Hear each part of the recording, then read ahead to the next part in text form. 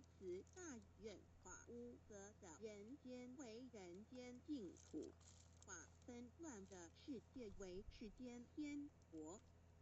七道的宝贵有什么印证到是宇宙的至高真理？它的作用贯穿了天地万物万类，更是我们一生之最高主宰。真正了解了这一点，我们就会体认到，道是随时随地可以被印证的。许多贤贤得道之后，发出了大诚心、大信心、大智慧，真修真行，皆能参悟到，不止在各教经典之中可以印证到，其实在任何时间空间、万事万物我们之一身，甚至一草一木，皆离不开道的本体和妙用。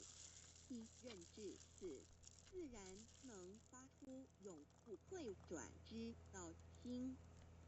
而尚未求道或刚求道者，则需借助于一些具有形象、看得到、感受得到的印证，以奠定初步的信心。依任何人，只要有求道，经过身但天命之名师点开玄关正门，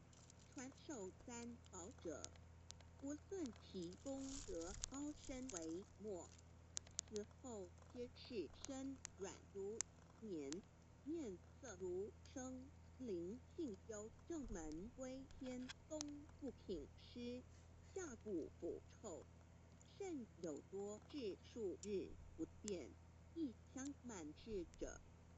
目前的科技文明和医学知识还未进步到足以解释这种现象，但却无法否认这事实的存在。这种现象虽曾出现在某些宗教中，但极其罕见而珍贵。而求道之人徒信道不属于反道爱德者，不斩尽论外，其余则比比皆是。肉身既显似瑞香，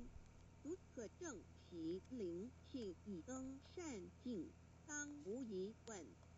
二人虽不为万物之灵，其实是很脆弱的。自从生在这世界上，就难免天灾人祸的威胁，甚多以求道者，在遇到人力不可挽救之危急情况下，诚心使用三宝，皆能大事化小，小事化无。这种例证多得不可胜数，无法在此一一例举。以上两点虽然极为宝贵，但却是任何人只要一求道，借着上帝的天命宝贵，立刻就可以得到的保障。此后就随个人的诚心、智慧及对真理之实践，而有或深或浅不同的体认了。如人饮水，冷暖自知。希望各位具有善根、有机会能得闻大道的先生女士，皆能入宝山而满载而